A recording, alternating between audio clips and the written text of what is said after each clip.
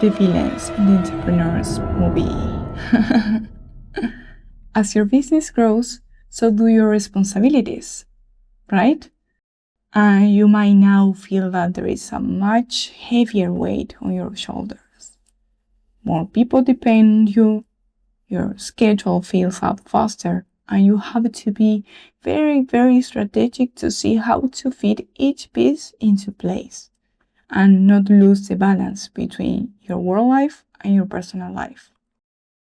So today we are going to dive into that discomfort, that very particular feeling of worry, stress, and anxiety that appears, especially when the business starts to grow and demand starts to be greater than what you are used to. Welcome to a new episode of Creating Consulting.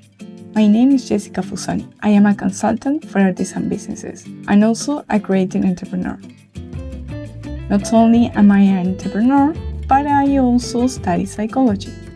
And I have to balance my personal life, my life as a student, and my life as an entrepreneur. In addition, I have 3 businesses, 3 ventures. So, as you can imagine, I have a bit of practice in this area of balancing all these areas of life. And that's why I can come today to tell you from my experience what has worked best for me. First, it is necessary to become aware of a distinction. In this world, there are 2 types of situations. On one hand, there are those I can control, and on the other hand, there are those I cannot control. What is within my control? Well, my attitude, my effort, and my way of interpreting what life presents to me. That's what's in my hands. The only thing that's in my hands. Yes, our mind, our ego doesn't like this news. Oh no! But that's the reality. There is a part of us that loves to control everything because it feels safe. Control equals safety for our minds. However, let's become aware at this moment that the control our mind seeks is illusory. We can't even control what happens in our body.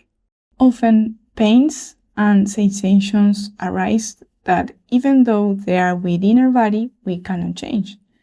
So when we become aware of this, relief also begins to emerge.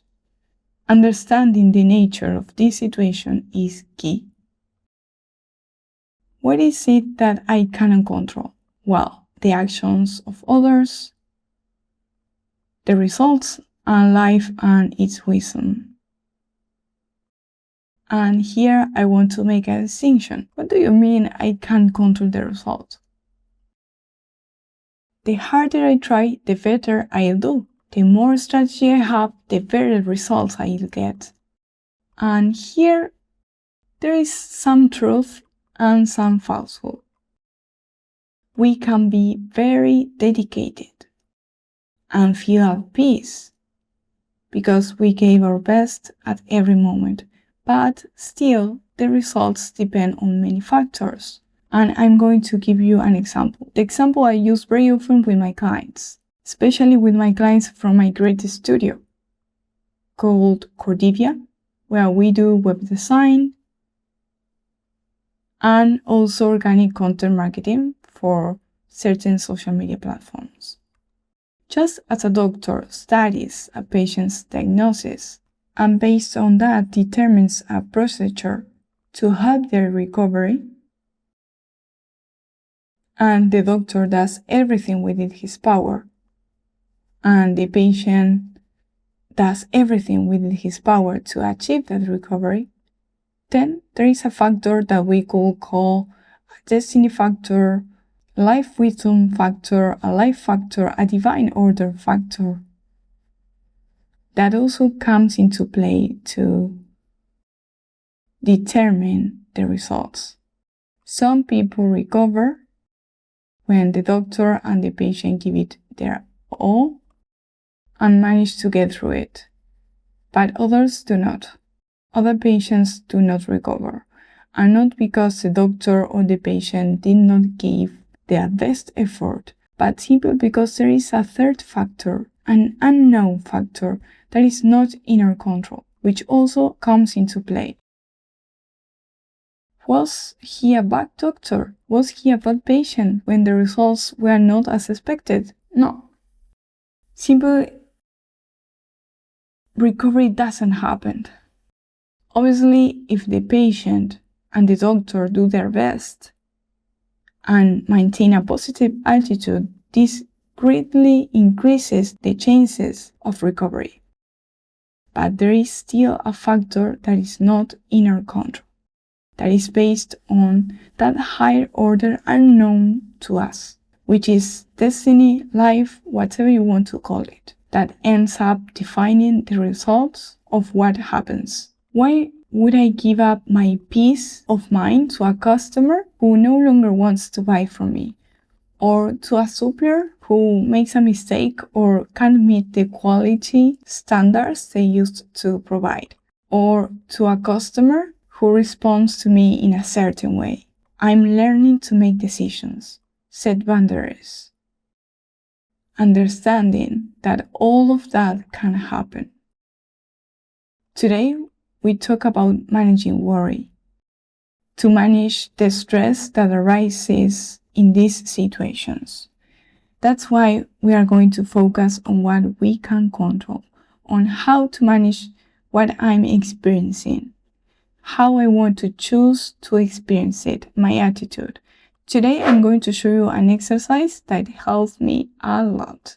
Have you noticed that on Sunday afternoons or evenings, a strange feeling of worry often shows up? That weird feeling of, oh, tomorrow is Monday. That's the perfect time to do this exercise. You are going to sit down with a pencil, paper, or something to write with, and you are going to do this exercise with this guide. You are going to create a chart. You are going to make a list of what's worrying you right now. You are going to set a date, and you are going to make a list without thinking. All the things that are overwhelming you right now. For example, a client doesn't confirm the quote. I have to update the website and I couldn't take the new photos, etc. Even if it seems like a small thing, you are going to write it down. And why is this important? Because that feeling of being overwhelmed by worries is related to thoughts. We are seeing the thought. You see your mind telling what's going to happen tomorrow with this supplier, what I'm going to tell this client if the supplier doesn't bring me the raw materials. Those are the thoughts. Those thoughts are associated with a feeling. Feeling is an energy field. You observe them within yourself as sensations, but you will also distinguish them through thoughts. There are many theories about what comes first, thought or feeling. In my experience, and according to the research of Dr. David Raymond Hawkins, what happens first is the feeling. And from the feeling arise a lot of sensations and thoughts. Therefore, the problem arises when we want to silence the thought, and another one always comes along behind it. The key is to go beyond thought, to go into feeling, to be able to clear up the worry. Worry is a feeling, and that feeling translates into many thoughts. So when we make this list, what we are doing is looking at these thoughts. We are going to read the list. Let's take the next step together right now. You are going to close your eyes and you will become aware about what you are feeling right now.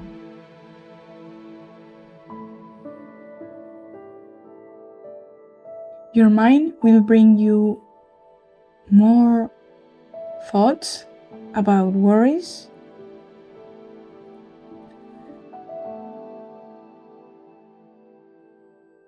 focus on allowing the sensations.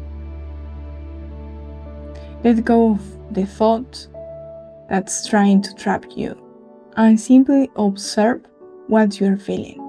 Don't resist.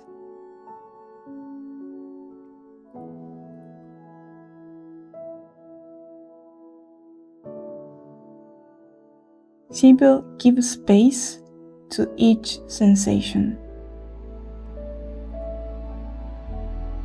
to every thought.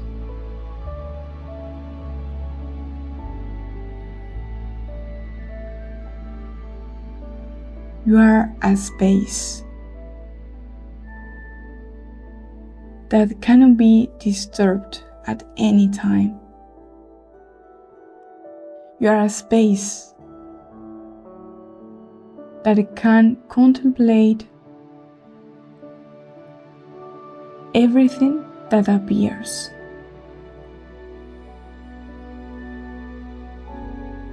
And you are much bigger than that limitation, than that thought. And why is this the case? Well, realize that there is something observing that feeling and those thoughts. If you were that voice, that thought, you wouldn't be able to observe it. You wouldn't be able to become aware of it.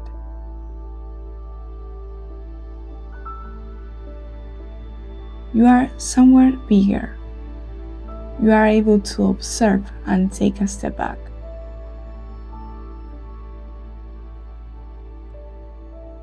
In this way, simply take a few breaths, observing and allowing each sensation.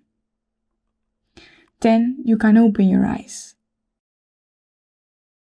Reread each item on the list and write next to it the reflection or solution that appears. Why? Because the solution cannot be seen at the beginning. Because we are saturated by the energy of worry. To see the solution, I first need to make space within myself. That's why this exercise involves first writing on paper, becoming aware, then allowing the sensations behind the thoughts, and then looking at the problem or what worries me again from a different place. I'm no longer ruled by the emotion or viewing it through the lens of emotion. I'm one step further. And this is fundamental because while we are immersed in the emotion, we can't see the truth. We are seeing the emotion. Let's look at a specific example. Let's say I'm worried that I need to delegate and I don't know how. So I write, what worries me? I write, what should I delegate and how? This is a very typical concern of my clients who come to me because they are in a process of expansion. Their demand has increased and therefore they realize that working alone or with the family is no longer enough, that they need to hire other people. And that's where this question begins. Where do I start? Who do I hire? And what do I delegate? How do I do it? How do I know if I'll be able to handle this new responsibility? After reading this concern, I give myself space to feel as we did today. And then the reflection that can arise is, I can make a list of the tasks I do frequently. I can rate their importance from 1 to 5. 1, it is not that important. 5, it is very important. What are the tasks I enjoy doing the most? which ones require more of my time than the others, which ones determine the quality of the product or service and are non-negotiable. This is simple an example based on a very typical concern of my clients. And these are some of the questions I ask them, along with some resources, so that they can become aware of which are the most optimal areas to delegate. It's super simple, but of course, when I'm overwhelmed by the energy of worry, my mind is blocked and I can't see the simplicity of the solution or the simplicity of the answers to these questions. So, the procedure is to write the tasks down concretely in my planner so that this doesn't just remain a writing exercise, but that I move to action as soon as possible. In other words, I don't let this worry continue to take root inside me. First, I become aware of it. Second, I write it. Third, I observe the energy that is associated with it and meditate on that energy. Then I reflect. And finally, I transform this reflection into concrete actions in my planner, giving it priority so I can resolve that concern as soon as possible. As you may have noticed, adapting to a new reality and running your business requires patience and a careful look not only on what is happening outside, but also at your inner self. If this is a topic that resonates with you, I invite you to watch this episode where we explored a method for planning the year for our artisan businesses without anxiety, with less stress, and less worry. Don't hesitate to contact me if you would like closer support in managing the worries that are currently overwhelming you. It will be an honor for me to accompany you in that process. See you in the next episode.